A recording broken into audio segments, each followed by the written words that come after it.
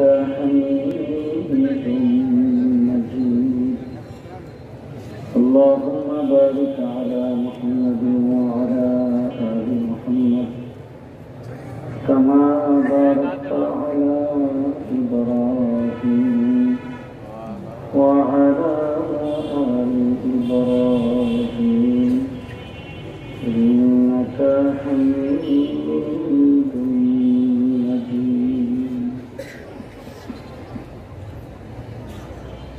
إن الحمد لله نحمد الله تعالى ونصلي على رسوله الكريم أما بعد فأعوذ بالله من الشيطان الرجيم بسم الله الرحمن الرحيم لقد من الله على المؤمنين إذ بعث فيهم رسولا من أنفسهم وقال تعالى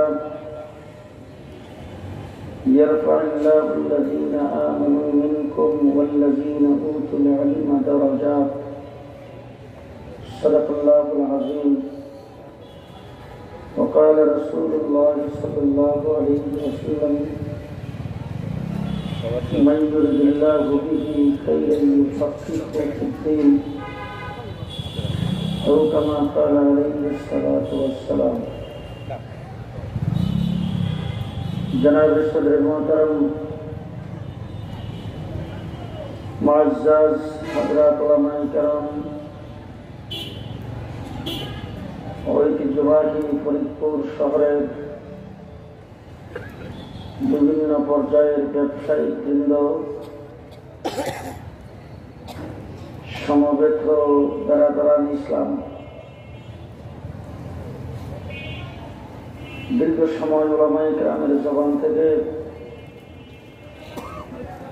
বর্তমান সময়ের সময় উপযোগী ভবিষ্যৎ জিন্দেগির করণীয় সম্পর্কে আলোচনা আপনারা শুনেছেন। আপনাদের এই ফরিদপুর শহরের লক্ষ লক্ষ মানুষের মধ্য থেকে আল্লাহ পাকের কুদরতি হাতে বাছাই করে আমাদেরকে জান্নাতের বাগানের জন্য আল্লাহ পাক কবুল করেছেন। এই জন্য সকলেই শুকরিয়া আদায় করে সমস্যরে বলি আলহামদুলিল্লাহ। সর্বপ্রথম আজকে এই সম্মেলন যারা আয়োজন করেছেন ফরিদপুর ইমাম কল্যাণ সংস্থা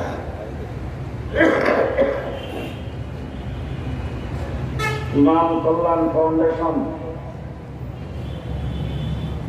এবং এই সম্মেলন এত সুন্দর প্যান্ডেল করে শহরের ব্যস্ততম জায়গায় শহরের মেন প্রান্তে যারা সহযোগিতা করেছেন প্রশাসনের সর্বস্তরের বাইরে যারা এই সম্মেলন অনুষ্ঠানের জন্য আন্তরিক ছিলেন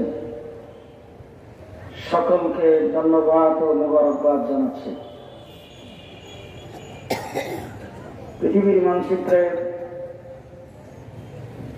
৫৮টা মুসলিম দেশের ভিতরে ইসলামী সম্মেলন ওয়াজ মাহফিল সবচাইতে বেশি যেই দেশে হয় সেই দেশটার নাম আমার বাংলাদেশ। আজকের থেকে প্রায় ৭০ বছর পূর্বে গোটা পৃথিবী বিখ্যাত দ্বীনী সংগঠন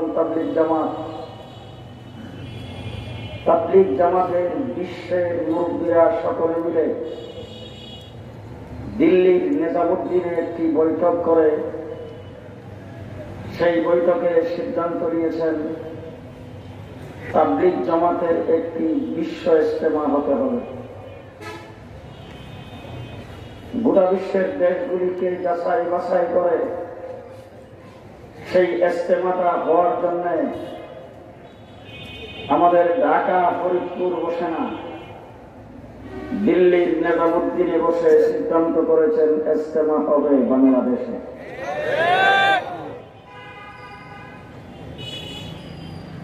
কারণ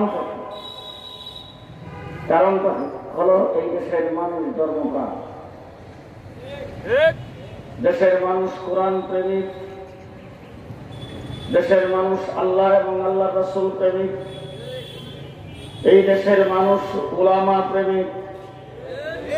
উলামায়ে কেরামের জবান থেকে কোরআন হাদিস এবং দ্বীনি আলোচনা শুনতে এতই ভালোবাসে, বাংলাদেশের কোন নেতা নেত্রী কোথাও একত্রিত হলে জোহরের পরে আইসা যখন দেখতো নেতা আসে নাই, অর্ধেক চলে যেত, রাত্রে 12টা-1টা পর্যন্ত মৌমাছির মতো মানুষ বসে থাকে, একটুকু নড়ে না। এই সমস্ত দিক চিন্তা ভাবনা করে দিল্লির নেজামুদ্দিনের মুরব্বীরা আজকের থেকে প্রায় 70 বছর আগে সিদ্ধান্ত করে 65-66 বছর পর্যন্ত বাংলাদেশের তুরাগ নদীর তীরে টঙ্গীর কাছে তাবলীগের বিশ্ব ইজতেমা অনুষ্ঠিত হয়। গোটা পৃথিবীর সর্বস্তরের মুসলমানের মুখে কি আওয়াজ! জমায়েতের দিক থেকে বিশ্ব মুসলিমের দ্বিতীয় জমায়েত অনুষ্ঠিত হয় বাংলাদেশের টঙ্গীতে। আমার বন্ধুগণ, ওয়াজ মাহফিল ইসলামী সম্মেলন এটা দ্বীন প্রচারের একটি মাধ্যম, দ্বীন প্রচারের একটি মাধ্যম, মানুষকে আল্লাহওয়ালা বানাইবার একটি মাধ্যম, দ্বীনের পথে মানুষকে লাগাইবার একটি মাধ্যম, দ্বীন শিখাইবার একটি মাধ্যম, মানুষকে চুরি ডাকাতি মারামারি কাটাকাটি রাহাজানির থেকে বাঁচাইবার একটি মাধ্যম। আমি আজকে আলোচনার প্রথমেই পরিষ্কার ভাষায় বলতে চাই, ইউরোপ আমেরিকা সহ গোটা পশ্চিমা দুনিয়া বারবার ঘোরাফেরা করে দেখেছি, রাস্তাঘাটে সব জায়গায় সিসি ক্যামেরা ফিট করা, সেখানে পুলিশ খুব কম, গোটা ইউরোপে কোথাও ট্রাফিক নেই, কারণ প্রত্যেক জায়গায় সিসি ক্যামেরা ফিট করা আছে। গাড়ির স্পিড সিসি ক্যামেরার দ্বারা নিয়ন্ত্রণ করে, হাইজাক চুরি ডাকাতি সিসি ক্যামেরার দ্বারা নিয়ন্ত্রণ করে। আমাদের দেশে এই ধরনের কোন ব্যবস্থা নাই। তবে বাংলাদেশ মানুষ বেশি, জায়গা ছোট হিসাবে পুলিশ, র্যাব, বিডিআর যত বাহিনী, সেই বাহিনী পর্যাপ্ত পরিমাণে নাই বললেই চলে। এরপরে দেশের শান্তি শৃঙ্খলা, রাস্তাঘাটে মানুষ যেইভাবে চলাফেরা করে, ইসলামী সম্মেলন আর ওয়াজ মাহফিলের মাধ্যমে উলামায়ে কেরামের পক্ষ থেকে যদি ধর্মীয় বিধিবিধান, আল্লাহর ভয় যদি মানুষের কাছে পৌঁছানো না হতো, এইভাবে দেশ চালানো কারোর পক্ষে সম্ভব হতো। আজকে এই সময় বাংলাদেশে ওয়াজ সিজন চলছে, ওয়াজের সিজন। আপনারা ঘুমাইছেন না? আছেন তো সবাই? ওয়াজের সিজন, আমাদের দেশের কাঁঠালের সিজন, আমের সিজন, আপনাদের এলাকায় পেঁয়াজের সিজন আছে না? ধানের সিজন, গমের সিজন, মাছ ধরারও কিন্তু একটা সিজন আছে। এই বর্তমান সময়টা হলো ওয়াজের সিজন। গত কিছুদিন পূর্বে 71 টিভিতে বসে আমাদের দেশের কয়েকজন নায়ক নায়িকারা দুঃখ প্রকাশ করে বলেছেন, ছোট সময় আমরা দেখতাম বিভিন্ন জায়গায় বাউলা গান, সারি গান, নাটক, থিয়েটার কত কিছু হচ্ছে, আমরা আনন্দের সাথে সেইগুলিকে যোগদান করতাম। আজকে যায় দেখি সব জায়গায় ইসলামী সম্মেলন আর ওয়াজ মাহফিলে পরিণত হয়েছে। কি দুঃখ পাবে!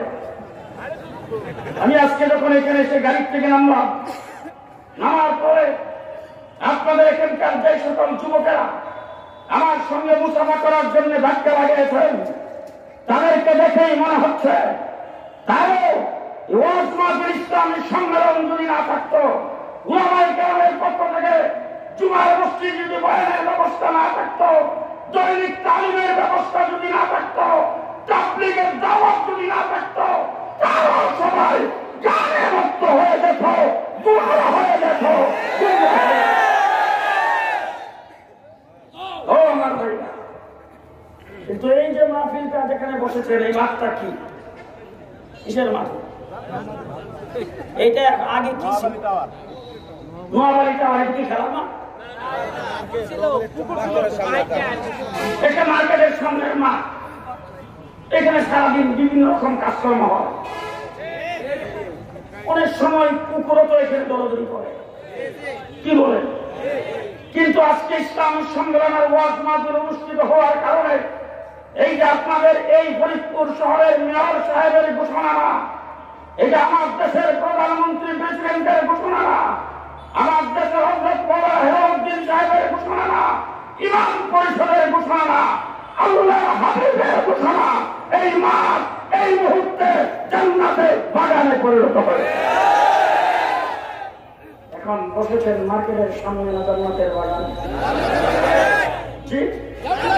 জান্নাতের বাগানে বসেছেন, ঠিক না? কিছু আপনারা করবেন, কিছু আমি করব। জান্নাত কি শান্তির জায়গা না অশান্তির জায়গা? জি, জান্নাত কি সুস্থতার জায়গা না অসুস্থতার জায়গা?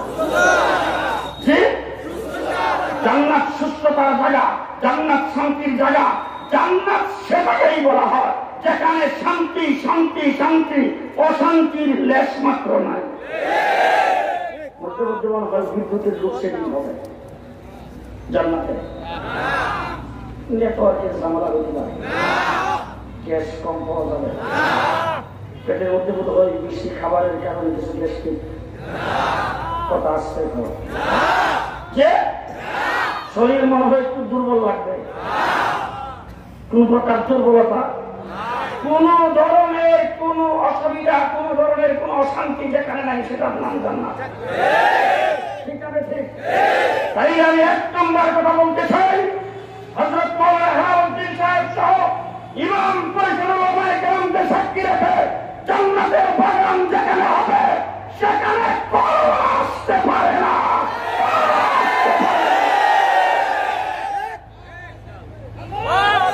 করোনার অজুহাতে মাহফিল বন্ধ। আর করোনা জিনিসটা এমন, পোস্টারিং করলে পোস্টার দেখে দেখে করোনা আসে, মাইকিং করলে মাইকের আওয়াজ শুনে করোনা আসে, প্যান্ডেল করলে প্যান্ডেল দেখে করোনা আসে। কথাগুলি বলতেছি এই জন্য, অনেক জায়গায় গেলে বলে হুজুর প্রশাসনের পক্ষ থেকে পোস্টারিং করতে দেয়নি, মাইকিং করতে দেয়নি হুজুর, আর খোলা আকাশের নিচে প্যান্ডেলও করতে দেয়নি। বলো প্যান্ডেল করলেই করোনাই তো কি ঘটনা? আমি জিজ্ঞেস করতে চাই, করোনা যদি ইসলামী সংগঠনের ওয়াজ মাহফিল, এখানে লোক সমাগম হলে, এখানে মানুষের ভিড় হলে, হুজুম হলে যদি করোনা আসে, গত কুরবানির সময় গুরুর বাজারে করোনা গেল কোথায়? যারা বিএনপি যারা দিচ্ছে তারা কথা বলে না। গরুর বাজারের করোনা গেল কোথায়? ফরিদপুরের মাছের বাজারের করোনা কোথায়? মুরগির বাজারের করোনা কোথায়? হ্যাঁ, মুসলমান তরকারি বাজারের করোনা কোথায়? রাস্তাঘাটে সব জায়গায় ভিড়, সেখানে করোনার রেশ নাই। কুরবানির বাজারে নাই, গুরুর বাজারে নাই, তরকারির বাজারে নাই। নূর হোসেন কাসেমি জামাতা যদি জাতীয় নেতা হতো, সেখানে করোনা আসতো। ইসলামের বিরুদ্ধে ষড়যন্ত্র ছাড়া আর কিছুই নয়। যেখানে জান্নাতের বাগান হবে সেখানে করোনা আসতে আপনারা মাতালা দিয়ে না লেহারা খুব বিষয় কথা বলতেছে। জান্নাতের বাগান যেখানে হবে সেখানে করোনা আসবে না ইনশাআল্লাহ। 2 নম্বর, সেই হাদিসকে সাক্ষী রেখে বলে যাচ্ছি, আজকের মাহফিল সম্পর্কে আমার রাসূল বলেছেন, নাযালাত আলাইহিমুস সাকিনা এই নাযালাত আলাইহিমুর রাহমা। আমার রাসূল বলেছেন এই মাহফিলে আল্লাহ পাকের পক্ষ থেকে সাকিনা নাযিল হয়, শান্তি নিরাপত্তা নাযিল হয়, রহমত নাযিল হয়। রহমত যেখানে আসে গজব আসতে পারে না। রহমত যেখানে আসবে সেখানে গজব, নিরাপত্তা যদি আল্লাহর পক্ষ থেকে আসে সেখানে অনিরাপদ আসতে পারে। আসতে পারে না। 3 নম্বর, আমার রাসূল সাল্লাল্লাহু আলাইহি ওয়াসাল্লাম বলেছেন, হাকিমুল ইসলাম হযরত কারি তৈয়ব সাহেব রাহমাতুল্লাহ আলাইহি খুতবাতে হাকিমুল ইসলামের ভিতরে বলেছেন, আল্লাহ পাকের রহমতের ফেরেশতারা সারা জমিনের মধ্যে ঘোরাফেরা করে, বান্দা কোনখানে কোন কাজটা করে রিপোর্ট সংগ্রহের জন্য। তারা এবার আইসা আপনাদের ওখানে ব্রিজ পার হয়ে এইদিকে এসে যখন দেখলো ইমাম কল্যাণ সংস্থার এখানে বিশাল বড় মাহফিল, ইসলামী সম্মেলন, ওয়াজ মাহফিল, জিকিরের মাহফিল, এখানে আইসা তারা দেখা পেছনে যে ফেরেশতা ছিল তাদেরকে ডাক দিয়া কয়, সারাদিন যেটা তালাশ করছিলাম এটা পাইছি, তাড়াতাড়ি আসো। একদল ফেরেশতা এসে নিচে বসে গেছে, পরে আরেকদল এসে দেখে নিচে বসার জায়গা নাই। আল্লাহ তাদেরকে ডাক দিয়া কয়, আগে যারা বসছে তাদের কাঁধের উপরে বল। এইভাবে বসতে বসতে জমিন থেকে আসমান পর্যন্ত ফেরেশতাদের বেষ্টনী।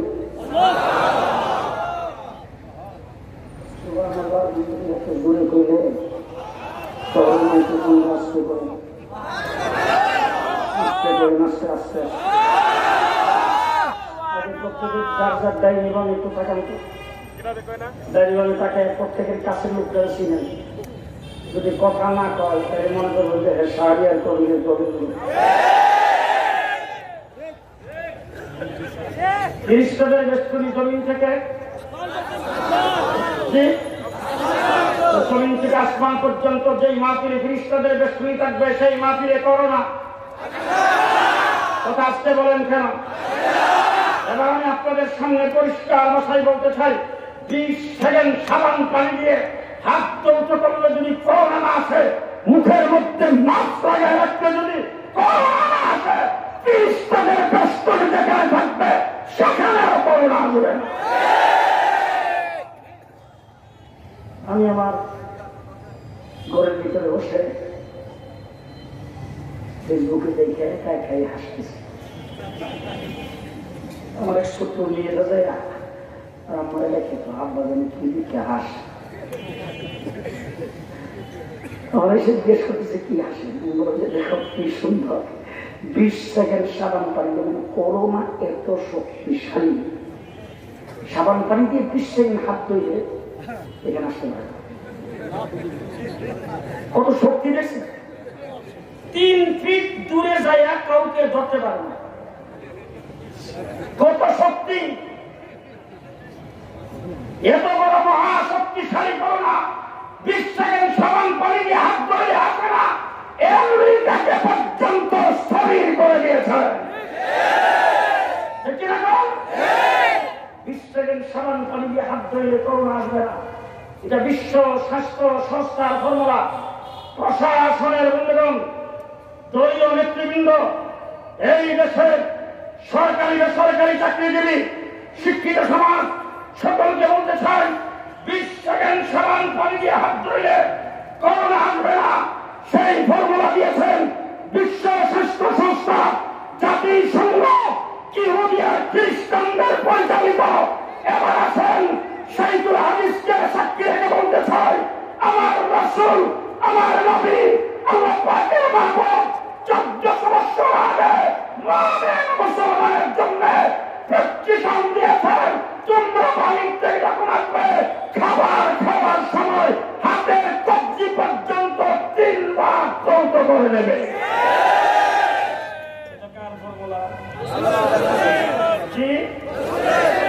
এইবার আপনারা বলবেন আমি বললে বিপদ, কারণ ঢাকার থেকে এসে আমার গাড়ি একটা আপনারা বাকি ব্যবস্থা করবেন। আমি একজন মুসলমান, কথা বলেন কথা বলেন। আমি বিশ্ব নবীর উম্মত, উম্মতের খাতায় নামটা থাকলে জান্নাত, নাম নাই আপন চাচা, নাম নাই আবু লাহাব, নাম নাই আবু তালেব, নাম নাই আবু জেহেল, নাম নাই কুরাইশ, নাম নাই হাসিমি, নাম নাই মক্কাবাসী, নাম আছে ফরিদপুর।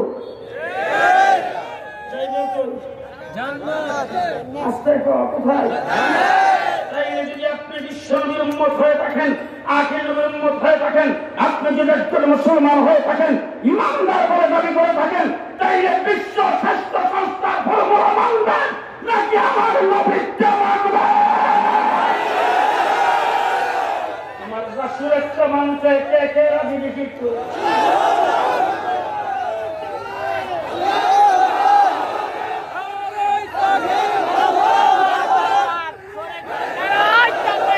আল্লাহ কবুল করো, সকলেই হাত নামান। এবার ভালো করে বুঝছেন তো, বিশ্ব স্বাস্থ্য সংস্থার ফর্মুলা প্রেসক্রিপশন 20 সেকেন্ড সাবান পানি দিয়ে হাত ধোইবা, বাহির থেকে আসলে তোমার মধ্যে করোনা আসবে না। আল্লাহ পাকের হাবিব আমাদের নবী, প্রিয়তম নবী প্রেসক্রিপশন বাহির থেকে আসলে তুমি যখনই খাবার খাইবা, তোমার জন্য আমি নবীর তরিকা হলো হাতের কবজি পর্যন্ত 2 হাত ভালো করে ধরে নিবা।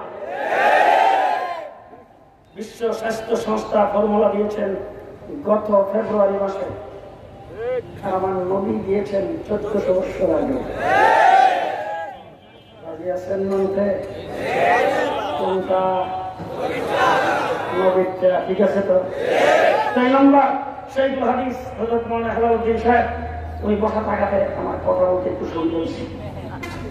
হাদিসে পাকে রাসূল বলেছেন আল উযু সালাহুল মুমিন, ওযু মুমিনের অস্ত্র, ওযু মুমিনের হাতিয়ার। রাসূল বলেছেন আল উযু সালাহুল মুমিন, ওযু মুমিনের হাতিয়ার, ওযু মুমিনের হাতিয়ার। 20 সেকেন্ড সাবান পানি দিয়ে হাত ধুইলেন, তারপরে করোনা আসবে না। রাসূল বলেছেন কবজি পর্যন্ত 3 বার হাত ধৌত করো। রাসূল বলেছেন গড়গড়ার সাথে 3 বার কুলি করো। রাসূল বলেছেন নাকের নরম জায়গা পর্যন্ত 3 বার পানি পৌঁছাও। রাসূল বলেছেন পুরো মুখমণ্ডল 3 বার ধৌত করো। রাসূল বলেছেন হাতের কবজি কুলি পর্যন্ত 3 বার ধৌত করো। রাসূল বলেছেন হাতের আঙ্গুলগুলি খিয়াল করো। রাসূল বলেছেন মাথা মুছে করো। হুজুর বলেছেন কান মুছে করো, গর্দান মুছে করো, পায়ের টপকি পর্যন্ত ধৌত করো। যদি 20 সেকেন্ড সাবান পানি দিয়ে হাত ধুইলে করোনা যদি না আসে, যে সমস্ত মুসলমান উযু করবে তাদের বাড়ির কাছে দিয়ে করোনা আসবে না।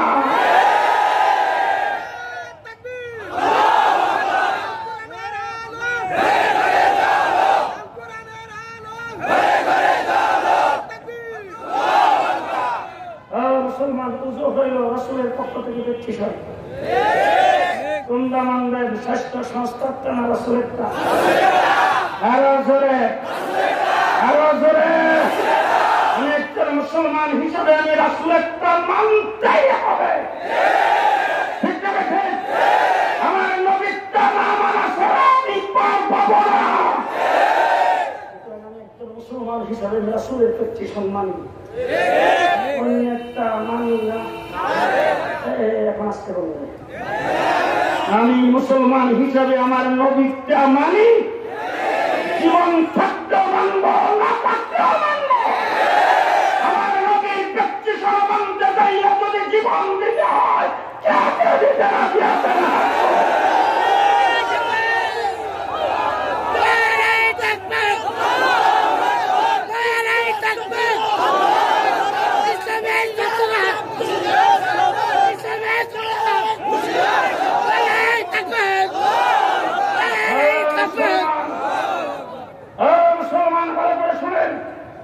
লোক সমাগম বন্ধ করোনার থেকে বাঁচার জন্য আমি বিশ্ব স্বাস্থ্য সংস্থা, জাতিসংঘ, ইউরোপ, আমেরিকার সাথে লোক সমাগম বন্ধের ব্যাপারে একাত্মতা ঘোষণা করে বলতে চাই, করোনা আল্লাহ পাকের গজব। এই গজব থেকে বাঁচার আমেরিকার সাধ্য নাই। ইতালির রাষ্ট্রপ্রধান বলেছেন সব শেষ করে আসমানের দিকে তাকায় আছে। ইতালি মোকাবেলা করতে ব্যর্থ, France, Europe, London, America, Canada, চীন, ভারত, সবাই যেখানে ব্যর্থ হয়েছে তার দ্বারা কি বোঝা গেল? এটার মোকাবেলা করার শক্তি পৃথিবীর কাহারও আরো জোরে মুসা আলাইহিস সালাতু ওয়াস সালামকে একজন এসে জিজ্ঞেস করতেছেন, মুসা একটা প্রশ্ন আমার ছিল, প্রশ্নের উত্তর দাও। মুসা আলাইহিস সালাম বলেন, কি প্রশ্ন? বলে, গোটা আসমানটা পুরোটা যদি কামান হয়ে যায় আর সেই আসমান থেকে যদি বৃষ্টি যেইভাবে বর্ষণ হয়, এই বৃষ্টির মতো যদি কামানের ঘূর্ণি বর্ষণ হইতে থাকে, তাইলে সেটার থেকে বাঁচার কি সুরত? এখন এই প্রশ্ন আমাদের দেশের লোকজন কি করলে, আমার দেশের কলেজ ইউনিভার্সিটির ছাত্ররা বললেন, এটার থেকে বাঁচা তো খুব সহজ, কারণ এখানে তো বুলেট প্রুফ, সবকিছু বুলেট প্রুফ আবিষ্কার হয়ে গেছে, এখন তো বাঁচা খুব সহজ। হযরত মুসা আলাইহিস সালাতু ওয়াস সালাম বলেন, দেখো আসমান যদি কামান হয়ে যায়, এটার থেকে যদি বৃষ্টির মতো গুলি আসতে থাকে, তাহলে ওই কামান থেকে যিনি গুলি বর্ষণ করতেছেন তার সঙ্গে খাতির লাগাইলেই সম্ভব। বাদশাহ হারুন রশিদ নাম তো জীবনে শোনেন নাই? বাগদাদের বস্ত্রের বাদশাহ হারুন রশিদ, তার বাবা ছিলেন, নাম ছিল মাহদী। সেই মাহদী যখন ক্ষমতায়, তখন রাষ্ট্রের ভিতরে একটা বিশাল বড় দুর্ভিক্ষ দেখা দিল, সাংঘাতিক দুর্ভিক্ষ। আমাদের 1974 সনের দুর্ভিক্ষে রাস্তার কিনারে কুসুর দুগা একটা মানুষের রাখে নাই, একজনে বমি করছে, আরেকজনে খাইছে। আর বাগদাদের ওই রাজত্বের মহামারী আর দুর্ভিক্ষ এমন ভাবে দেখা দিয়েছিল, খাদ্য অভাব, রাস্তার কিনারে কুকুর, বিড়াল, ইঁদুর যেটা যেখানে পাইছে ইডার ধৈর্য কবাব বানাই খাইছে। ওই অবস্থায় মাহদী একদিন শুয়ে আছেন, আরাম করতেছেন। ওই আরামের ভিতর দিয়া মাহদীর এক খাদেম তার খেদমত করতেছে, একজন গোলাম। হঠাৎ করে মাহদী গোলামকে ডাক দিয়ে বলেন, বাবারে, আমার রাষ্ট্রের অবস্থা তো খুব খারাপ, খাদ্যের অভাবে কত মানুষের জীবন যাচ্ছে, আমি এখন দেশ কিভাবে চালাবো, আমি খুব টেনশনে আছি, আমি তো এখন তিন কর্তব্য বেগুন, আমার এখন দিক খেয়াল ঠিক নাই, আমার মেজাজও ঠিক নাই, ব্রেন ঠিক নাই, ব্রেনটা আউট হয়ে যাওয়ার অবস্থা। ও বাবা, তুই আমার একটা কিচ্ছা শোনাতো। কিচ্ছা বুঝেন তো? ঘটনা আমার শোনা, যে ঘটনাটা শুনলে আমার দিলকে একটু পরিষ্কার হয়, আমার মুখে একটু হাসি আসে, আমার ঘুমটা একটু ভালো হয়। এবার গোলামের সুযোগ পাইয়া বাচ্চারা ডাক দিয়ে যাবো না, এক জঙ্গলে একটা শিয়াল বাস করতো। শিয়ালটার একটা বাচ্চা হচ্ছে, এই বাচ্চাটা নিয়ে শিয়ালটা চলাফেরা করতেছে। এমন সময় পার্শ্ববর্তী কোনো জঙ্গল থেকে এই শিয়ালকে কেউ দাওয়াত দিছে। এখন সে যে দাওয়াত খাইতে যাবে, বাচ্চাটা নিয়ে তার জন্য যাওয়া তো মুশকিল। সে গেছে জঙ্গলের শক্তিশালী প্রাণী বাঘের কাছে, যাই এখন যাবো না, আমার এই বাচ্চাটা আপনার কাছে আমানত রেখে যেতে চাই। বাঘ বলে, ঠিক আছে রেখে যাও।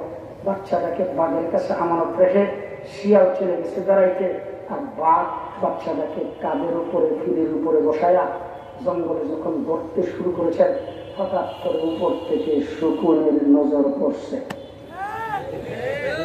এবার শকুন পজিশন নিয়ে করতেছে, উপর থেকে শকুনের নজর পড়ছে, বাস উপর থেকে শকুন এসে সুমাইয়া বাচ্চাটাকে গাড়ির উপর থেকে উঠায় চলে যাওয়ার পরে কিছুক্ষণ পরে আসছেন শিয়াল। আইসা কর, যাবো না, আমার বাচ্চা কোথায়? বলে, তোমার বাচ্চা তো শকুন নিয়ে গেছে। শিয়ালের আশ্চর্যের ব্যাপার, আপনি হলেন আমাদের মধ্যে সবচেয়ে বেশি শক্তিশালী, আপনার গর্জনে আমরা থরথর করে কাঁপি, আপনাকে দেখলেই আমাদের শরীরের পছন্দ হয়ে যায়, আপনাকে দেখলেই আমাদের কলিজার পানি শুকায় যায়। আমার বাচ্চাটাকে আপনার কাছে আমানত দিয়ে গেলাম, সেই বাচ্চাটাকে আপনি আমানত রক্ষা করতে পারলেন না, শুকুরের কাছ থেকে বাচ্চাটাকে রাখতে পারলেন না।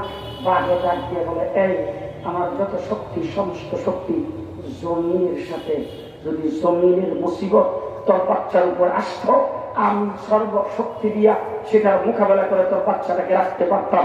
তোর বাচ্চার উপর যে মুসিবত আসছে, এটা আসমানি মুসিবত, এই মুসিবতের সাথে মোকাবেলা আমি করতে পারি। বাচ্চার উপরে মুসিবত আসছে, কিসের মুসিবত? আসমানি মুসিবত। আসমানি মুসিবতের মোকাবেলা আমি বাদ করতে পারি না। খাদেমে ডাক দিয়া কয়, যাবো না, ও বাদশা, আপনার রাষ্ট্রে যে মুসিবত আসছে, সেই মুসিবত আসমানি মুসিবত। এই মুসিবতের মোকাবেলা 20 সেকেন্ড সাবান পানি দিয়ে হাত দেওয়া হবে না, মাস্ক লাগাইয়া হবে না। এই মুসিবতের মোকাবেলা যদি করতে চান, আসমানের মালিকের সাথে লাইন লাগাইতে হবে। এই কথা যখন বাদশা বলছেন, বলার সাথে সাথে বাদশা লাফিয়ে উঠিয়া খাদেমকে ডাক দিয়ে উজুর ফানিল। উজুর ফানি দিয়ে উজু করে বাদশা নামাজের মুসল্লায় যাইয়া শেষদায় পরে এমন ভাবে কান্না শুরু করেছেন, ইতিহাসের জন্য দেখেছেন, কানতে কানতে শেষদার জায়গাটা চোখের পানিতে ভিজে ফেলছেন, শেষটাই থাকা অবস্থায় আকাশ মেঘাচ্ছন্ন হইয়া তপ্ত বৃষ্টি পড়তে শুরু করেছেন। অল্প দিনের ভিতরে জমিন থেকে ফসল ফলেছে, বাচ্চাদের দুর্ভিক্ষ দূর হয়ে গেছে। আপনি যদি এই করোনা থেকে যদি বাঁচতে চান, আসমানি মুসিবত থেকে যদি বাঁচতে চান, আসমানের মালিকের সাথে আপনাকে আপোষ করতে হবে। আসমানের মালিকের সাথে আপোষ করার মাধ্যম ইসলামী সম্মেলন, আসমানের মালিকের সাথে আপোষ করার মাধ্যম মসজিদ, মাদ্রাসা, ইসলামী সম্মেলন, ওয়াজ মাহফিল। আসমানের মালিকের সাথে আপোষ করার মাধ্যম হলো টঙ্গীর বিশ্ব ইজতেমা।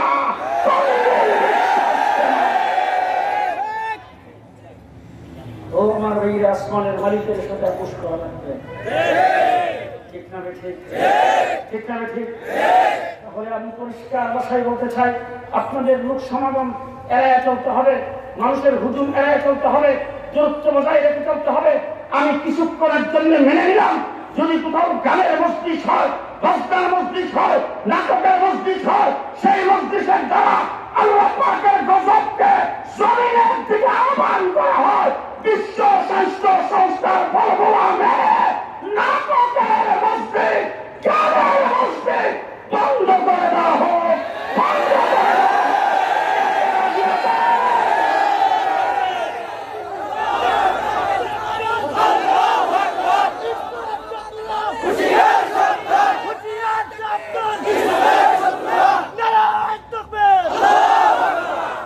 মুসলমান গানের মসজিদ বন্ধ হবে। তার কারণ হলো এর দ্বারা আল্লাহর গজব আসে।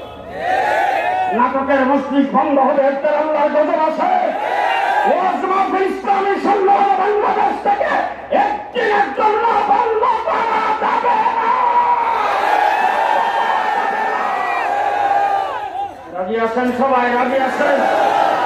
সেখানে আল্লাহ পাকের রহমত হবে। রহমত আপনারা দেখতেছেন না?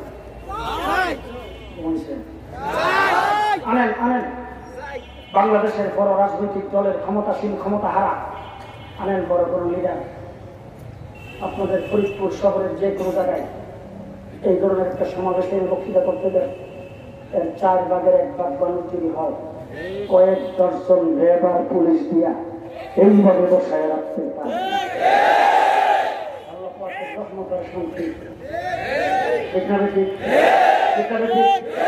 পরিষ্কার ভাষায় বলতে চাই, যত নবী দুনিয়াতে আল্লাহ প্রেরণ করেছেন, সমস্ত নবীকে আল্লাহ পাক বক্তা বানিয়ে পাঠাইছে। যত নবী, সমস্ত নবী বক্তা। হযরত মাওলানা হেলালুদ্দিন সাহেব ওয়াজ করেন, নবীদের সিফত, হাদিস কোরআন, নবীদের সিফত তাফসীর করেন, নবীদের সিফত, নবীদের সিফত।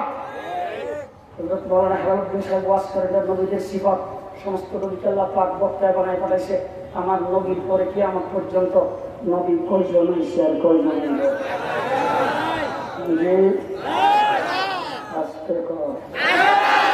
কোন নবী কিয়ামত পর্যন্ত? দেখেন দেখেন দেখেন, কেউ যদি এই কথা না করতে হবে, কিয়ামত পর্যন্ত নবীর পরে কোন নবী নাই, নবীর পরে কোন নবী নাই, কিয়ামত পর্যন্ত নবী আসবে না। কিয়ামত পর্যন্ত চলবে, চলছে, চলবে, চলছে, চলবে। ঠিক না ঠিক? ঠিক না ঠিক?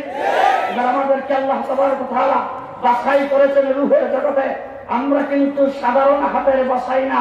বলে করে মনে রাখেন, আপনাদের এইখানে ফলের দোকান আছে, বিভিন্ন জিনিসের দোকান আছে, দোকানের মধ্যে গেলে দেখবেন মানুষ পিডি হিসাবে, কার্টন হিসাবে জিনিসগুলি আইনা হোলসেল বিক্রি করার জন্য, সেল করার জন্য, দোকানে খুচরা বিক্রি করার জন্য সেখানে পিডিটারে ভাঙে, কার্টনটারে খুলে তারপর এখান থেকে বাছাই করে একটা সবচাইতে বেশি ভালো ইডেরে রাখে সবাই উপরে, আরেকটু নিম্ন মানের ইডের রাখে একটু নিচে, আরেকটু নিম্ন ইডের রাখে আরেকটু নিচে। একই ফেরিক থেকে বের করছে, একটার দাম 80 টাকা কেজি, আরেকটা 150 টাকা কেজি, আরেকটা 180 টাকা। ঠিক কিনা? ঠিক কিনা? আমার বাইরে কমলা কিনতে যাবেন, মালটা, আপেল, যে দেখবেন এই ক্যাটাগরি, একটা একটু ডিস্টার্ব, একটা একটু ছোট, আরেকটা দেখবেন সবচাইতে ভালো, ইটের আবার নেকড়া দিয়ে যে মুছছে ওই নেকড়ার মধ্যে পলি লাগানো, ঠিক কিনা? ওইভাবে মুছা একই ফেরির থেকে বের করে ওইটাকে দামি বানাইছে। আমার আল্লাহ রাব্বুল আলামিন বলেন, ও দুনিয়ার বিশ্বনবী আখির নবীর উম্মতেরা ভালো করে শোনো, ভালো করে শুনে রাখো। রূহের জগতে আদম থেকে শুরু করে কিয়ামত পর্যন্ত যত মানুষ পৃথিবীতে আসবে সব আমি আল্লাহ পাক এক আদমের ফেলির ভিতর থেকে বের করেছি। সেখান থেকে বের করে আমি আল্লাহ পাক আমার কুদরতি হাতের দ্বারা বাছাই করে তোমাদেরকে দামি হিসাবে বিশ্বনবীর উম্মত বানিয়েছি। আমাদেরকে দাম দিচ্ছেন কে?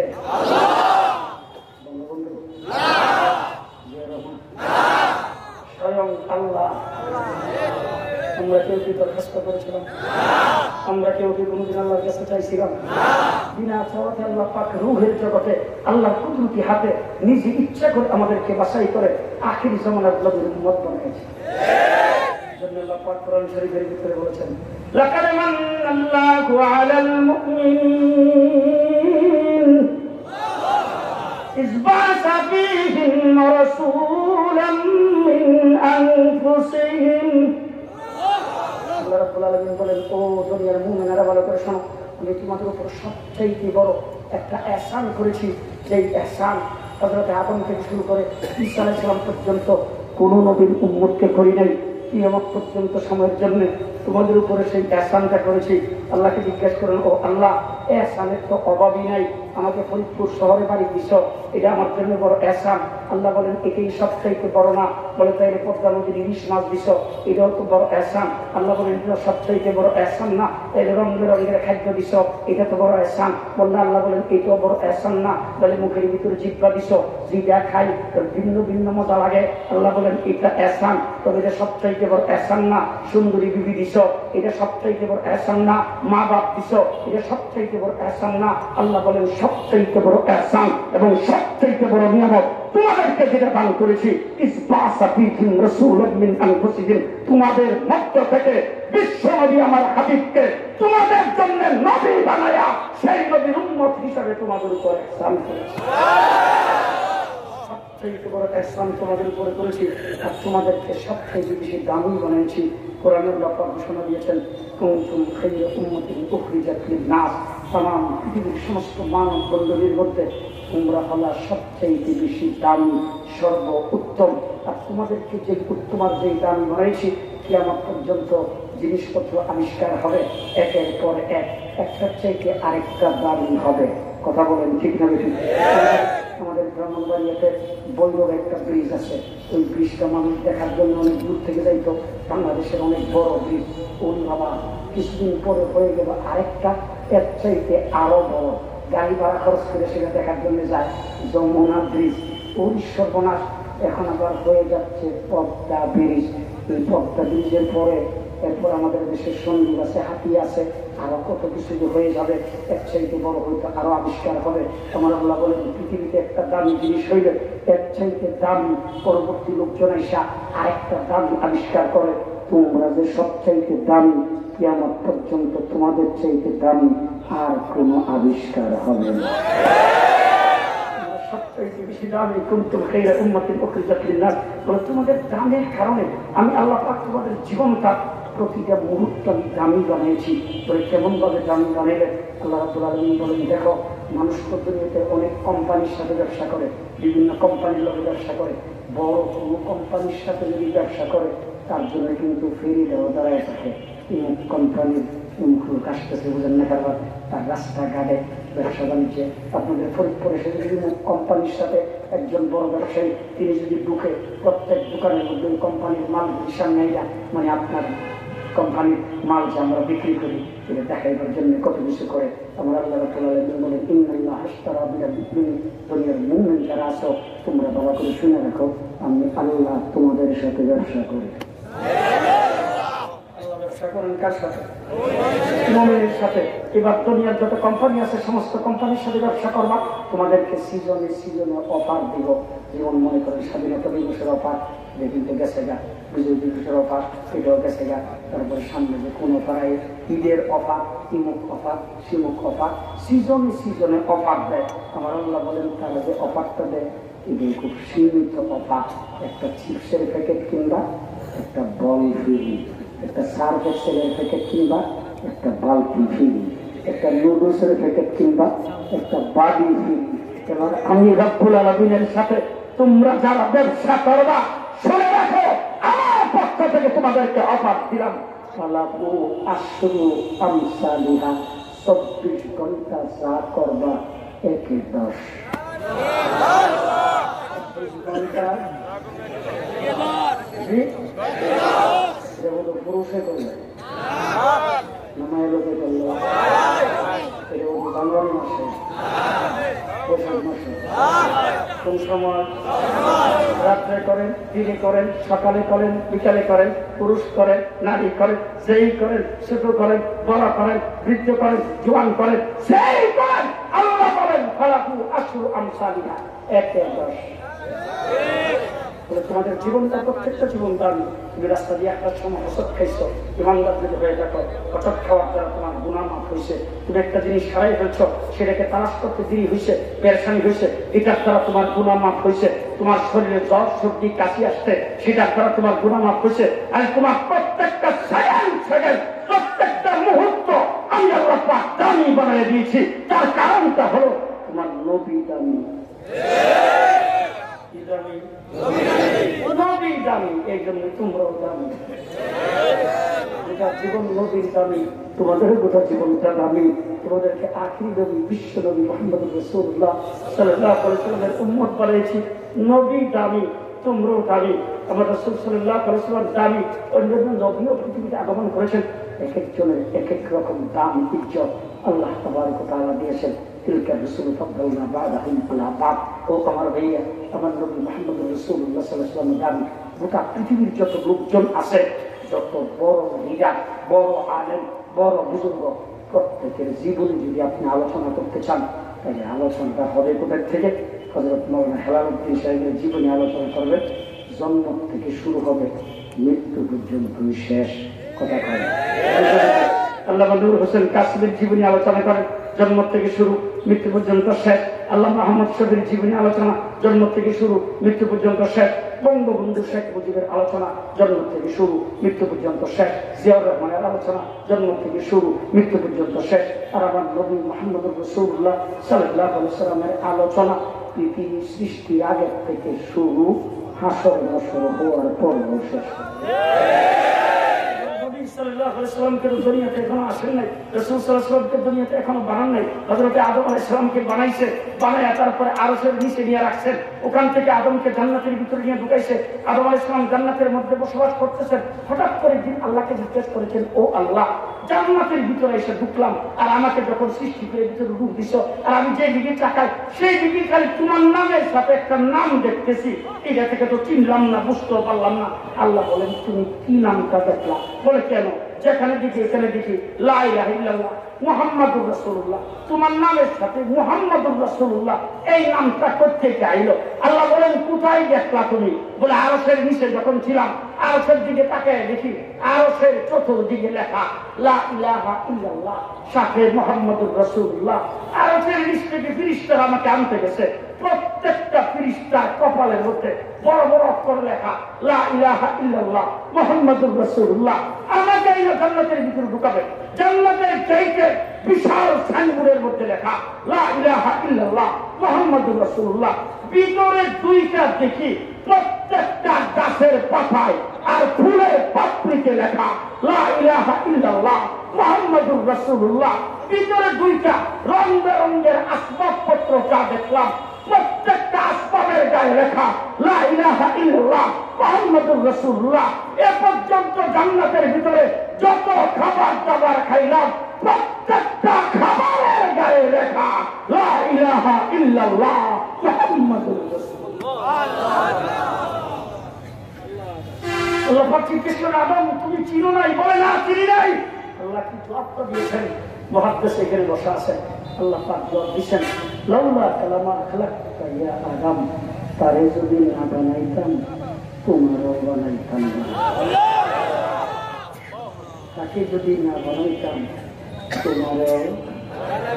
তোমারেও। এখন আমি যে আলোচনা করলাম, এই আলোচনার তো রবিউল আউয়ালের পরের ঘটনা। রবিউল আউয়ালের পরে তো আসতে রবিউল আউয়ালের আগে না পরে? হ্যাঁ, আমার নবী মুহাম্মদ রাসূলুল্লাহ সাল্লাল্লাহু আলাইহি ওয়াসাল্লাম এখনো দুনিয়াতে আসে নাই। হযরত রাসূল সাল্লাল্লাহু আলাইহি ওয়াসাল্লামের বাবা আব্দুল্লাহ দুনিয়া থেকে চলে গেছেন, মা আমিনার গর্ভে রাসূল আছেন।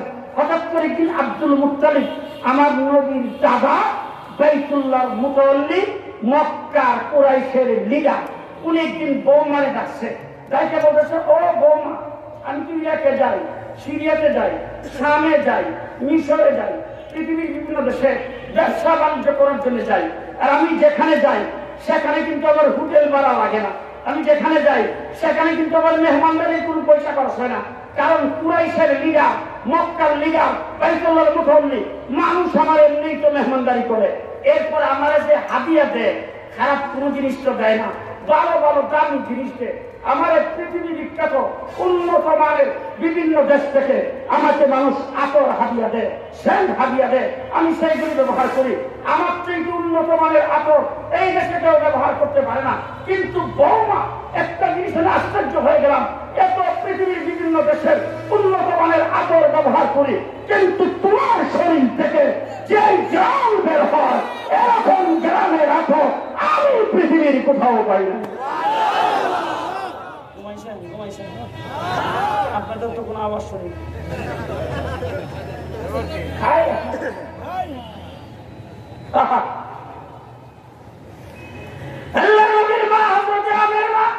চোখের পানি ছেড়ে দিয়ে শ্বশুর আব্বাকে ডাক দিয়ে বলেছেন, আব্বা কি করবো আমার তো বুঝে আসে না, আমিও তো চিন্তা ভাবনা করে পাই না, ঘর থেকে বের হই না, দোকানে টোকানে যাই না, কোন জায়গার থেকে আতর কিনে আনা তো আমার কোনো সাধ্য নাই।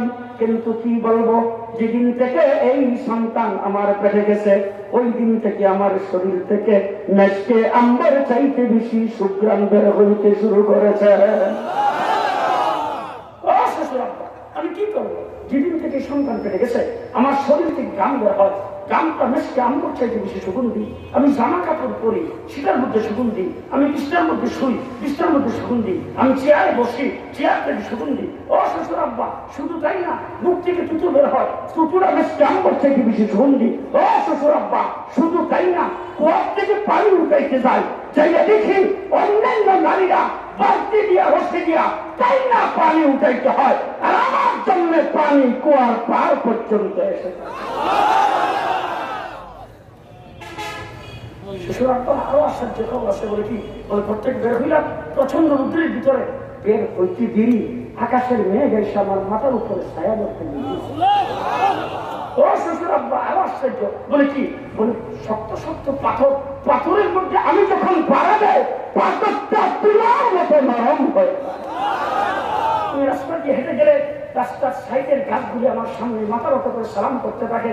শুধু তাই না, যেদিন থেকে সন্তান পেটে গেছে ওই দিন থেকে আমি চক্ষু বন্ধ করলে আমি স্বপ্নে দেখি জান্নাতের হুর গিলমান আমাকে সালাম জানাইতেছে, বিবি হাওয়া, বিবি আসিয়া, বিবি মারিয়াম আমাকে সালাম জানাইতেছে, চন্দ্র সূর্য আমাকে সালাম জানাইতেছে। আগে না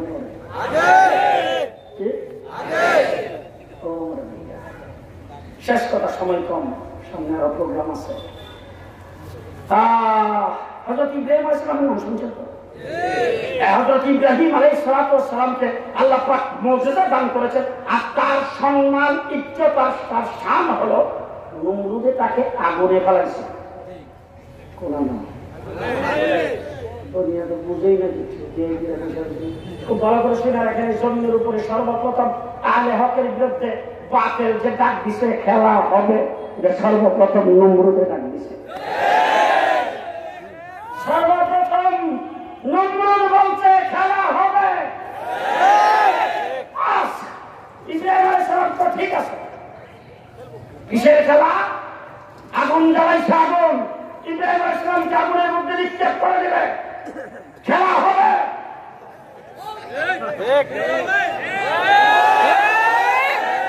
জিবরাইল আমিন আইসা হযরত ইব্রাহিম আলাইহিস সালামকে কয়, খেলা হবে, আপনি একা খেলবেন কেন, আমরা আপনার সাথে আছি।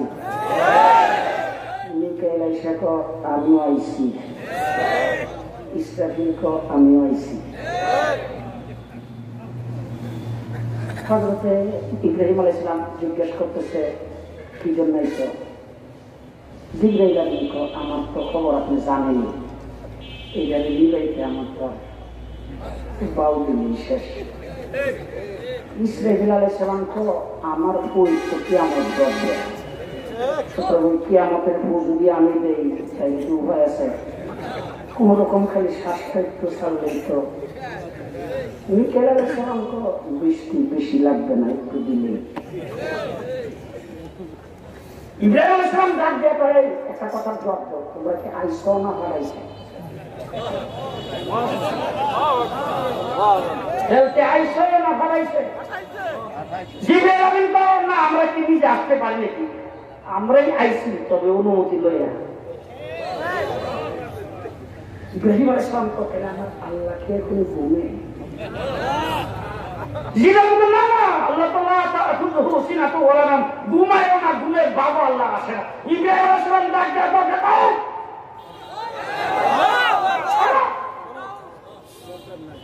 খেলা হবে। হযরত ইব্রাহিম আলাইহিস সালাম ডাক দিয়া কয়, দেখো নমরুদে ডাক দিছে, খেলা হবে, আমার জন্য আগুন প্রজ্বলিত করেছেন, জামা কাপড় খুলে ফেলছেন, এই মুহূর্তে আমাকে আগুন নিক্ষেপ করে দিবে। আর এই খেলায়, নমরুদের এই খেলায় আমার আল্লাহ যদি আগুনে আমাকে জ্বালায়া খুশি থাকে, আমি জ্বললেই খুশি, তোমরা আল্লাহ রাব্বুল আলামিন ডাক দিয়া ফেরেশতাদেরকে কয়, তোদের সাহায্য যখন চাই নাই, তোরা যা, আমি এখন ডাইরেক্ট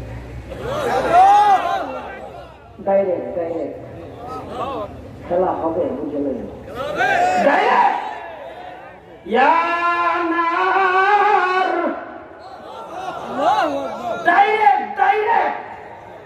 হযরত ইব্রাহিম আলাইহিস সালামের জন্য আল্লাহ পাক আগুনকে ডাক দিয়া বলছেন, সালাম, শান্তিদায়ক ঠান্ডা, শান্তিদায়ক আরামদায়ক ঠান্ডা। ইব্রাহিম আলাইহিস সালাম তেলও জ্বলতেছে, লাকড়িও জ্বলতেছে, ফুটফাট আওয়াজও ঠিক, দোয়া উঠতেছে, আমার কাছে গিয়ে বলে হিরো লাগে। কারণ আমার আল্লাহ পাক আগুন একটা ভূমিকা দিতে দিয়ে গেছে, এই সাবধান, লাকড়ি আর তেল জ্বালানো কমাইবি না, ফুটফাট আওয়াজও কমাইস না, রঙ অন্যরকম করিস না, যা সব খাই থাকি শীতার উপর দূর রাখি, সবকিছু রেখে শান্তিদায়ক ঠান্ডা। ইব্রাহিম আলাইহিস সালাম দিব্যি আরামে আগুনের ভিতরে নমরুদে কয়েকদিন চলে আসার পরে দেখে আগুনের ভিতরে ইব্রাহিম আলাইহিস সালাম আরামে বসা, চতুর্দিকে আগুন জ্বলতেছে, একটা পশমের সেটাও লাগে না। নমরুদ ইব্রাহিম আগুনের দিকে তাকিয়ে গেছে, লাকড়ি তেল সবকিছু দিয়ে ঠিকই জ্বালাইতে, সব পাওয়ার কমে গেছে নাকি?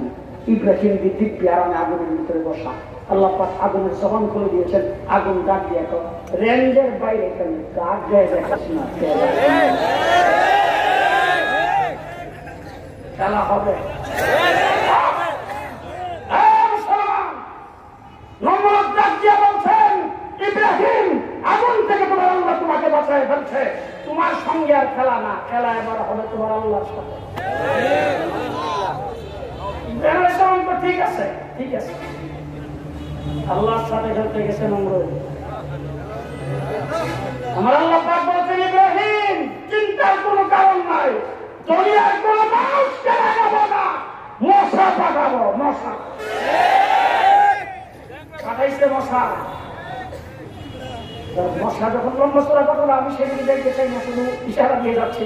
মশা যখন কামড়ানি শুরু করে দিছে, সমস্ত সুলজা সৈন্য সামন্ত যখন গড়িয়ে আরম্ভ করছে, নমরুদকে দিচ্ছে দৌড়। একটা মশা ওই ব্রিজের গোড়ায় খাড়া, যুদ্ধের ময়দানে আসে না, নমরুদের দিককায় মশালা আল্লাহ রে আল্লাহ আল্লাহ আল্লাহ ডাকে তুই এখানে কি করো?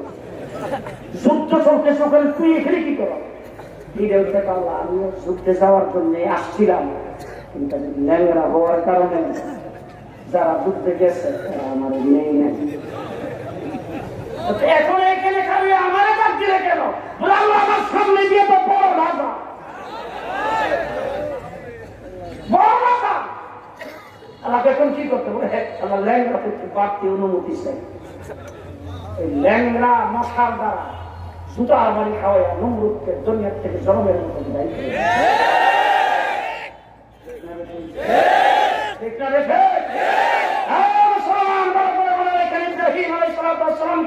আগুনে নিক্ষেপ করেছে নমরুদ, প্রজ্বলিত আগুন, তার একটা পশমের মধ্যে শাকাও লাগে নাই। হযরত ইব্রাহিম আলাইহিস সালামের শান। এবার আমার নবীর শান শুনবেন। আল্লাহ নবী হযরত আয়েশা সিদ্দিকা হুজরার ভিতরে যায়, দেখে হযরত আয়েশা রুটি বানায়। রুটি চিনেন তো? কি দিয়ে বানায়? বেলুন। আল্লাহ নবী আয়েশাকে ডাক দিয়ে বলছেন, আয়েশা বেলুনটা একটু টাই আমাকে দাও। আপনারা বুঝছেন না বোধ, আমাদের দেশে এটা রেখো কেরা কেরা কেরা, এই যে রুটি বানাবার সময় শুরু শুরু করে গোলা গোলা গোলা গোলা।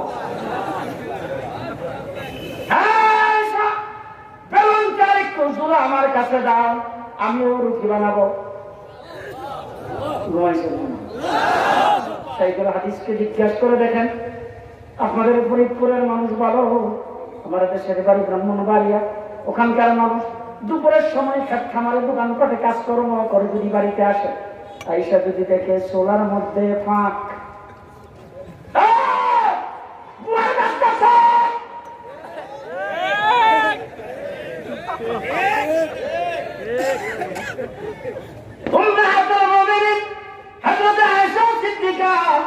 আল্লাহর নবী সম্পর্কে বলেছেন, রাসূল ঘরের মধ্যে এসে যখন দেখতেন ঘরের মধ্যে পাক এখনো শেষ হয় নাই, আমাদের ঘরে চোলা জ্বলতো না, পাক হইতো না, হাবিয়া তুফা কিছু আসলে আমরা যখন পাকাইতাম, আল্লাহর নবী এসে যখন দেখতেন পাক এখনো শেষ হয় নাই, রাসূল কোনদিন কপালের চামড়া গুছাই নাই, আল্লাহর নবী কোনদিন চেহারা খারাপ করে নাই। রাসূল হাসি মুখে এসে আমাদের স্ত্রীদের সাথে বসে পাকে শরীক হয়ে যেতেন।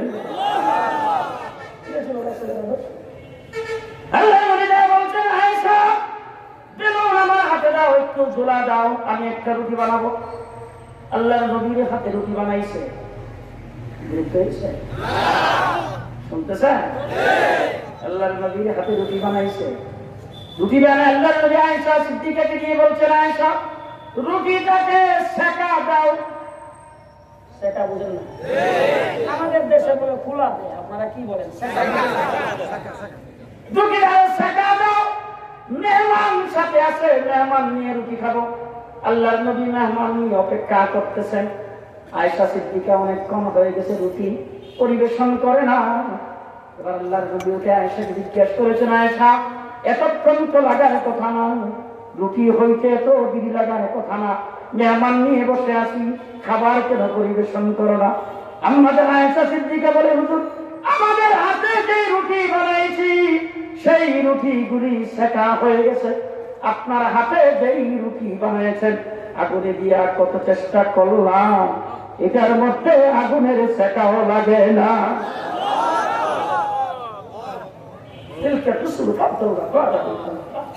হযরত ইব্রাহিম আলাইহিস সালামের শান, তাকে আগুন নিক্ষেপ করছেন, আগুনে তার পশমেরও সেকা লাগে না। আমার নবীর হাতে রুটি বানিয়েছেন, রুটিতে আগুনের সেকা লাগে।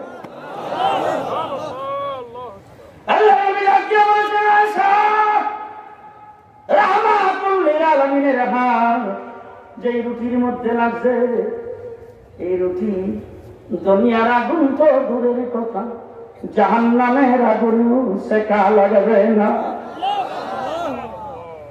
তখন আরেকটা মানুষ ছিল,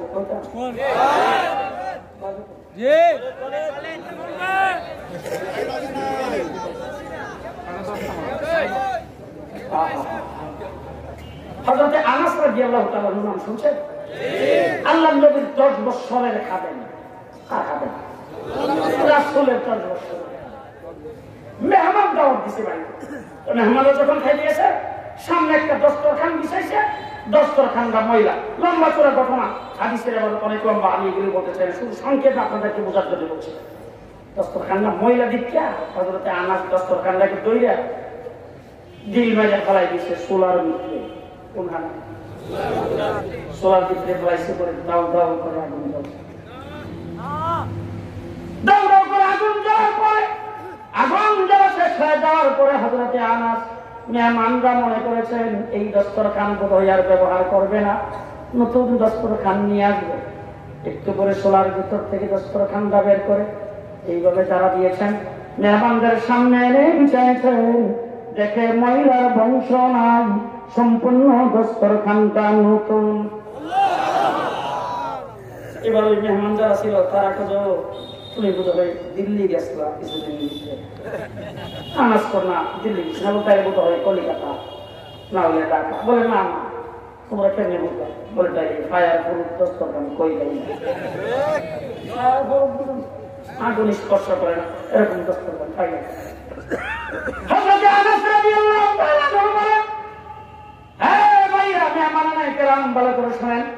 আপনার গায়ে যেই কাপড় আমার দস্তরখানা সেই কাপড়, আপনার ঘরের যেই কাপড়ের দস্তরখান আমারটাও সেই সুতার কাপড়ের দস্তরখান। কিন্তু বেশ কমটা হলো আল্লাহর হাবিব একদিন আমার ঘরে দাওয়াত খাইতে আসছিলেন, আল্লাহর নবীর সামনেই দস্তরখান ছিল, রাসূল ওই দস্তরখানে খাবার খাওয়ার পরে এটার মধ্যে রাসূলের হাতটা মুছেছিলেন। এরপরে দস্তরখানটাকে আগুনে নিক্ষেপ করলে দস্তরখানে ময়লাগুলি আগুনে খেয়ে ফেলে।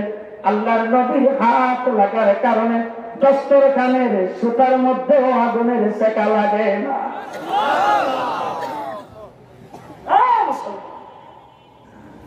এতক্ষণ তো শুনলেন আমার নবীর শান। এবার শেষ একটা কথা, নবীর গোলামের শান কইয়া আলোচনা শেষ। গোলামের শান শুনলেন তো? হযরত ওমর ইবনে খাত্তাবের নাম শুনছেন আপনারা? হযরত ওমর ইবনে খাত্তাব, ওমর ইবনে খাত্তাবের যে রাষ্ট্রটা ছিল আপনাদের ফরিদপুর বিভাগের প্রায় সমান। জি, ওমর ইবনে খাত্তাবের রাষ্ট্রের এরিয়া 22.5 লক্ষ বর্গ মাইল। হ্যাঁ, আমাদের দেশের রাষ্ট্রপ্রধানরা বলেন কারো বেডরুমে যাইয়া পাড়া দেওয়া তো আমি আমার দায়িত্ব না। হযরত ওমর ইবনে খাত্তাব বলতেন সুদূর ফুরাত নদীর তীরে যদি কোনো একটা উট পানির পিপাসায় মারা যায় আমি উমরের আল্লাহর দরবারে জবাবদিহি করতে হবে। 22,000 বর্গ মাইল ওমরের রাষ্ট্রের এরিয়া। উমরের রাষ্ট্রে আমাদের দেশে যেমন আগুন লাগে, আগুন লাগলে আমরা কি করি? দৌড়ে যায় ফায়ার সার্ভিসের খবর দিই। আর আমাদের দেশের ফায়ার সার্ভিস মাশাআল্লাহ এত সচেতন আর এত কর্মঠ, আগুন জ্বলা শেষ হয়ে সারলে তারা ভয়কে ভয়কে দেখবেন যাইসা এতক্ষণে কিন্তু আগুন জ্বলা শেষ। আর আমাদের দেশের এই যে বনাঞ্চে যখন আগুন লাগছে আমাদের দেশের ফায়ার সার্ভিস বড় দক্ষতা দেখাইছেন, কারণ হেলিকপ্টার দিয়ে পানি নিচে আগুন নিভাবার জন্য হেলিকপ্টার দিয়ে যে পানি নিতে আসছে একটারও তলা নাই, নিতে নিতে পানি শেষ। মদিনার পাহাড় থেকে রৌদ্রের তাপে আগুন জ্বলে জল জল করে মদিনার দিকে আসতেছে। উমর ইবনে খাত্তাব যখন রাষ্ট্রপ্রধান আমিরুল মুমিনিন খলিফাতুল মুসলিম, মদিনাবাসী লোকজন এসে হযরত ওমরকে ডাক দিয়ে বলেছেন ওমর তাড়াতাড়ি ফায়ার সার্ভিস পাঠাও, আমাদের বাড়ি ঘরের দিকে আগুন দৌড়ে আসতেছেন, দাউ দাউ করে আসতেছেন। এবার হযরত ওমর ইবনে খাত্তাবের ফায়ার সার্ভিস কত শক্ত।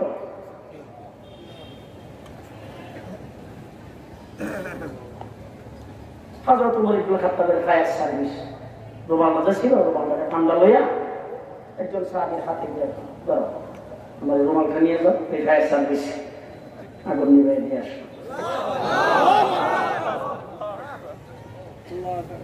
হযরত ওমর ইবনে খাত্তাবের এই রুমাল দিয়া ওই সাহাবী আগুন যে দাউ দাউ করে আসতেছে সামনের দিকে, আগুনের সামনে বরাবর দাঁড়ায়া যা যা যা।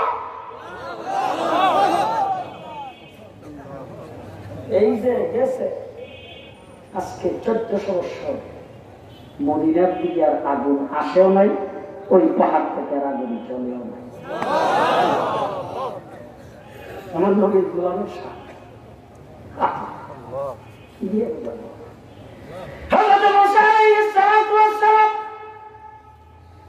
ইসরায়েলের গ্রুপ নিয়ে মরুভূমির উপর দিয়ে যাচ্ছেন। মরুভূমিতে পানির কোন ব্যবস্থা নাই। মুসা আলাইহিস সালামের কাছে দাবি জানাইছেন, মুসা তোমার আল্লাহকে বলো পানির ব্যবস্থা করে দিতে।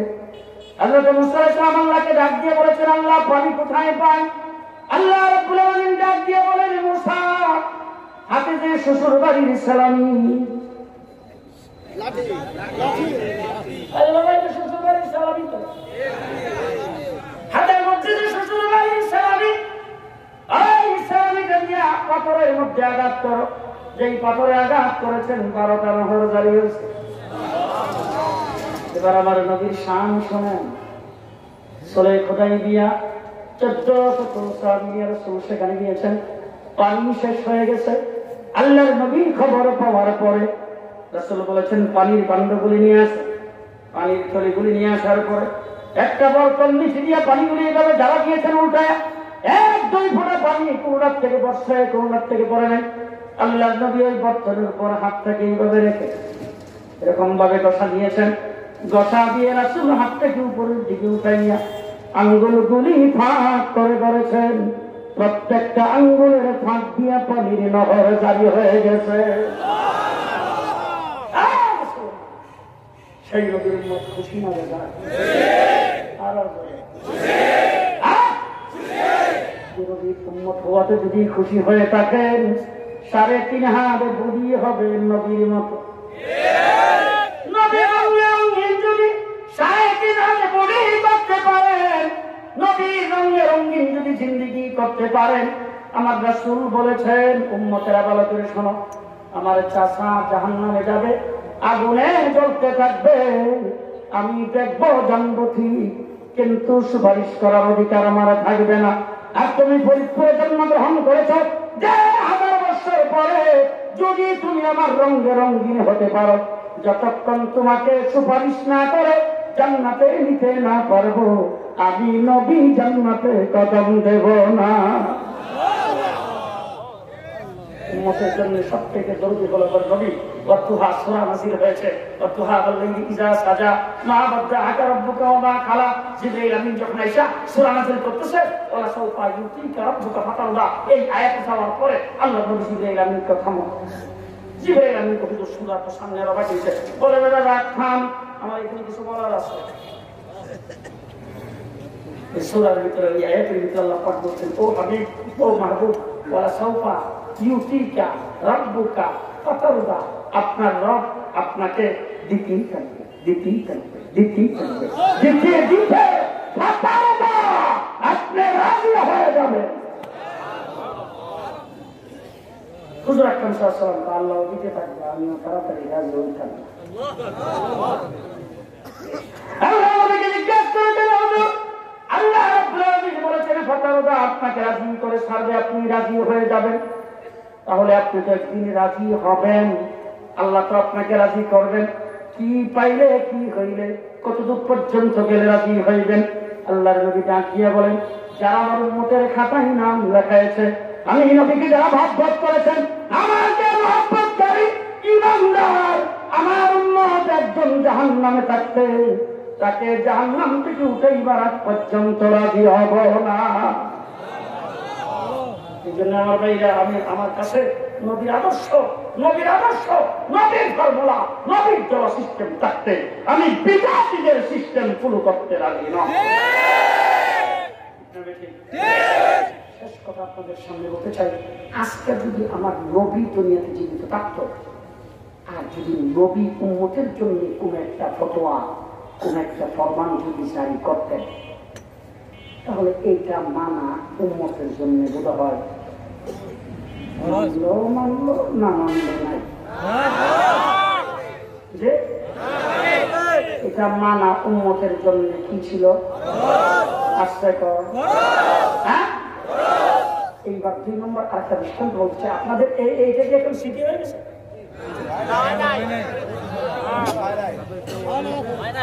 আল্লাহ এটাকে তাড়াতাড়ি সিটি বানায় লোক সকলের মধ্যে।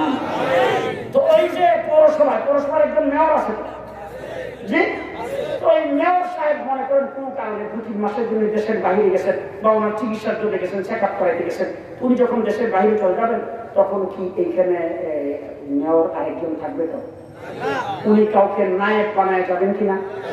একজনকে তিনি নায়েব বানায় যাবেন। আচ্ছা, নায়েব যে বানায় যাবেন এটা কি ইমাম পরিষদের সভাপতি? উনি নায়েব বানাবেন ওনার একজন কাউন্সিলরকে, ওনার মেম্বারদেরকে। ঠিক আছে, ঠিক। এবার আপনারা বলেন তো, যাকে তিনি নায়েব বানাইছেন পরের দিন থেকে এই শহরে যখন ওই নায়েবে মেয়র, যখন কাউন্সিলর সাহেব যে নায়েবে মেয়র, উনি যখন এখানে চলবেন তখন উনি মেম্বারের গাড়িটা দিয়ে চলবেন না মেয়রের দিয়ে? উনি রাস্তা দিয়ে হাঁটতে বোধহয় মানুষ বলবে মাননীয় মেম্বার সাহেব।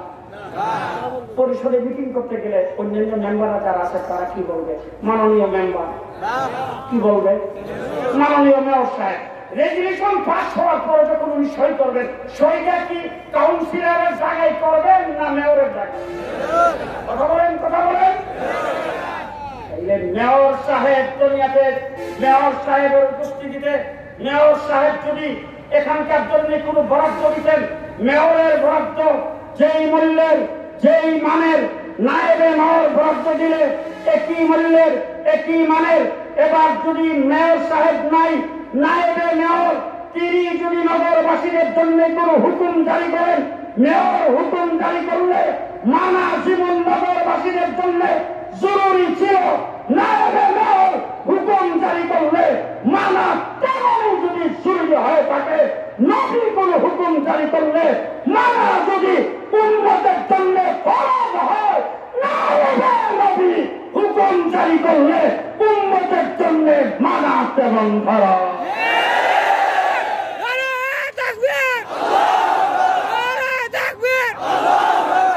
কথা কি বুঝে আসতেছে? বুঝে আসতেছে জি? এখন দেখেন সারা দেশটা মুফতিতে ভরে গেছে। বড় বড় লিডার একজন দাঁড়ায় আজমাইটের সামনে কত ধরনের ফতোয়া। তোমাদেরকে ভেঙ্গিরা মাদ্রাসায় নিয়া পিঠাইয়া দিয়া তারপর তোমাদের আলিফ বা ভাষা শিখেছে, ঘরে বসে আলিফ বা ভাষা শিখে গেছি। আমরা কি মুক্তি কম? আমরা সাইকেল না ভরে মুসলমান হচ্ছি। আমরা কি মুক্তি কম? 4 বার কোরআন খবর নিয়ে ফেলছি। আমরা কি মুক্তি কম? বাবার জানাজা মিশাই পড়াইতে পারি এই কথা বলে যারা আলমদের গায়ে মধ্যে দিয়ে বলে, হাত ভেঙে দিবে বলে, বাংলাদেশ থেকে বারো পাইয়া যাইতে বলে, তারাই দেশের সত্য, তারাই দেশের نصر من الله فتح قريب وبشر المؤمنين السلام عليكم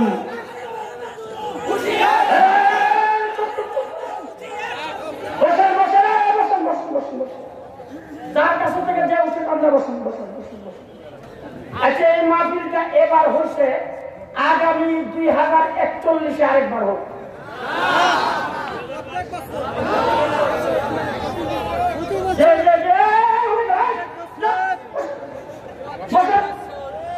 আগামী 2041 আরেকবার হোক নাকি প্রত্যেক বছরে হতো? হ্যাঁ, প্রত্যেক বছরের মাহফিলটা হোক। কেনা কেনা সান অবস্থায় দাঁড়ি হাত দাঁড়ি হাত দাঁড়ি হাত দাঁড়ি হাত উঠান দেখি। নারায়ণ বলেন, আরো করে বলেন নারায়ণ বলেন। বিসমিল্লাহ করে হাতটা পকেটে ঢুকে দেন, পকেটে পকেটে পকেটে পকেটে হাত পকেটে ঢুকান। দাঁড়ানো অবস্থায় যারা আছেন, বসা অবস্থায় উপরে যারা আছে, এই পাঞ্জাবের আসলে ধরেন, পাঞ্জাবের আসলে ধরে সামনের দিকে 2-4 করে আসেন, আসেন।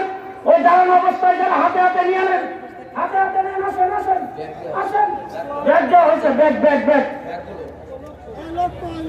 ব্যাগ দেওয়া হয়েছে বাবা, ব্যাগ ব্যাগ দিয়ে দাঁড়ানো বসা অবস্থায় আসেন। দিদি মেহরবানি করে আসেন, তাড়াতাড়ি তাড়াতাড়ি আসেন, জলদি জলদি। আবার ব্যাগ নিয়ে তো বাড়ি যায় না সেইটা হাদিস হযরত মাওলানা হেলালউদ্দিন সাহেব, হযরত হাফিজ হুজুর রহমাতুল্লাহ তাআলার খলিফা, উনি আপনাদেরকে নিয়ে আখিরি মোনাজাত করবেন। আপনারা যার যতটুকু তৌফিক আছে ইমাম পরিষদকে সহযোগিতা করার জন্য আপনারা প্রত্যেকেই মেহরবানি করে দেন। আমাদের ভলেন্টিয়াররা দ্রুত প্রত্যেকটা লোকের কাছে